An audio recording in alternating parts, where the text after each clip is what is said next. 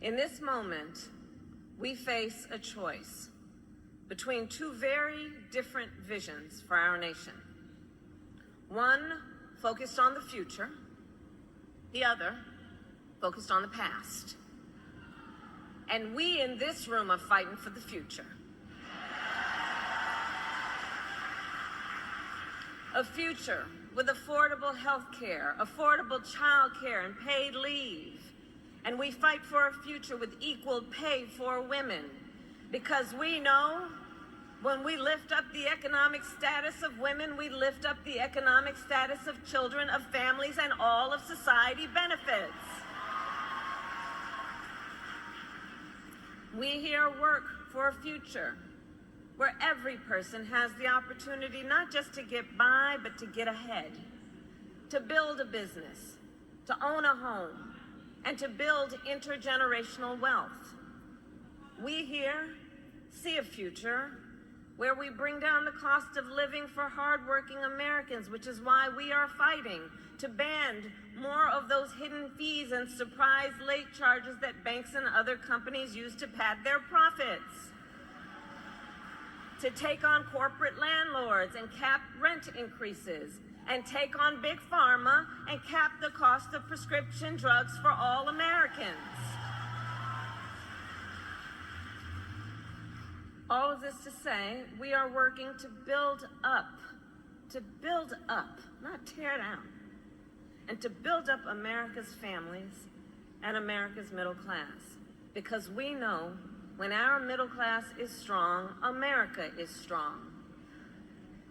But as we work to move our nation forward, let us be clear, there are those who are trying to take us backward. You may have seen their agenda. They call it Project 2025.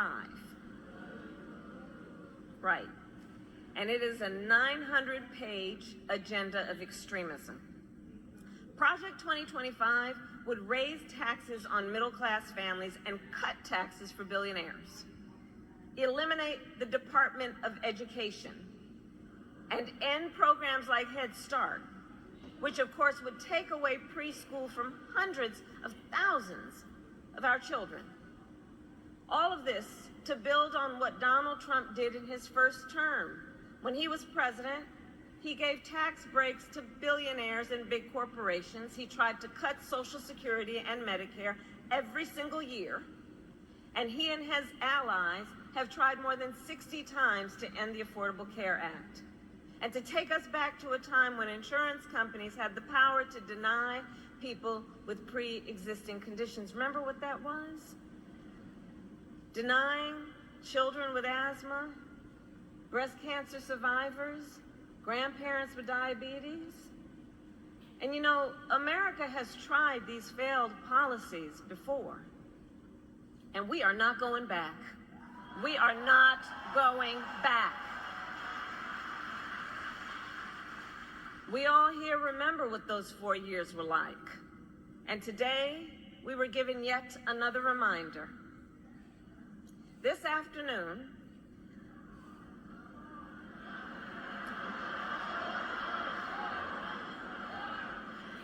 Donald Trump spoke at the annual meeting of the National Association of Black Journalists.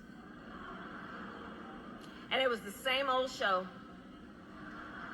The divisiveness and the disrespect. And let me just say, the American people deserve better. The American people deserve better. The American people deserve a leader who tells the truth, a leader who does not respond with hostility and anger when confronted with the facts.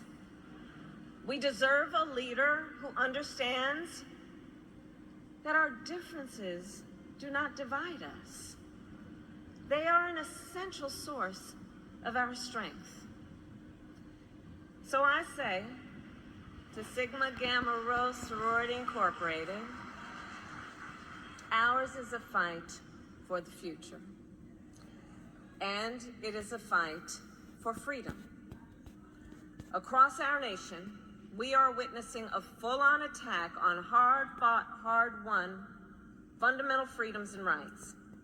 The freedom to vote, the freedom to be safe from gun violence, the freedom to live without fear of bigotry and hate, the freedom to love who you love openly and with pride, the freedom to learn and acknowledge America's true and full history, and the freedom of a woman to make decisions about her own body and not have her government tell her what to do.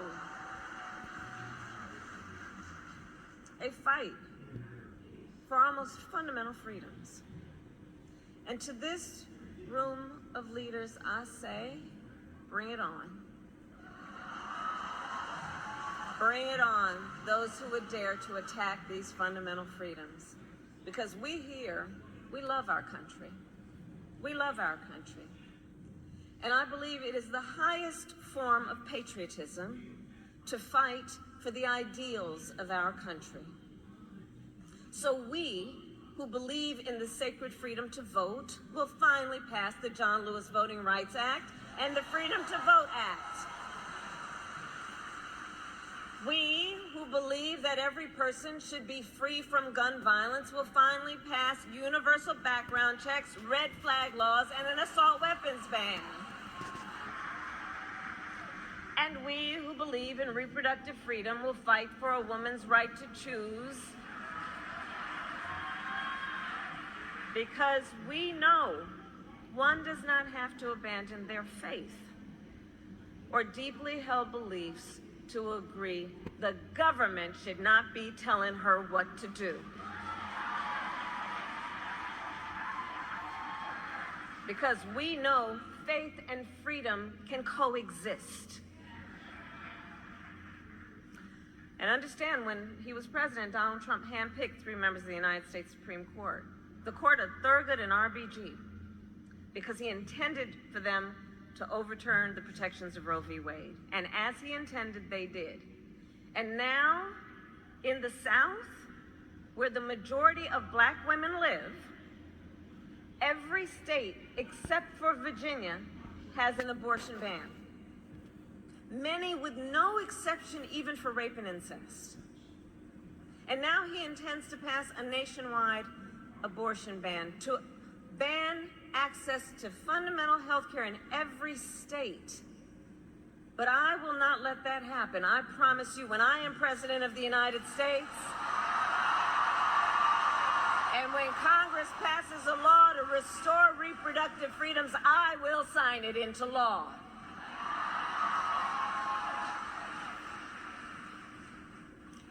So in this, you're welcome. So in this moment, our fundamental freedoms are on the ballot, and so is our democracy. This month, and it really bears, just with all that's been happening, to for a moment pause and think about it. This month, the Supreme Court basically just told the former president, who has been convicted of fraud, that going forward, he will be immune for activity we know he is prepared to engage in if he gets back into the White House. Recall, Donald Trump has openly vowed, if reelected, to be a dictator on day one, that he will weaponize the Department of Justice against his political enemies, that he will round up peaceful protesters and throw them out of our country, and even, quote, terminate the United States Constitution. So in conclusion, I say to the incredible members of Sigma Gamma Rho Sorority Incorporated, there is so much at stake in this moment. Election day is in 97 days.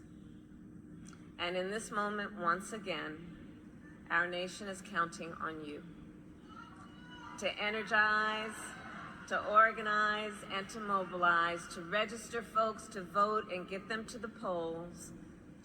Because when we organize, mountains move. When we mobilize, nations change. And when we vote, we make history. So let us continue to fight with faith, with optimism, and with hope. And when we fight, we win. God bless you, and God bless the United States of America. Thank you. Thank you.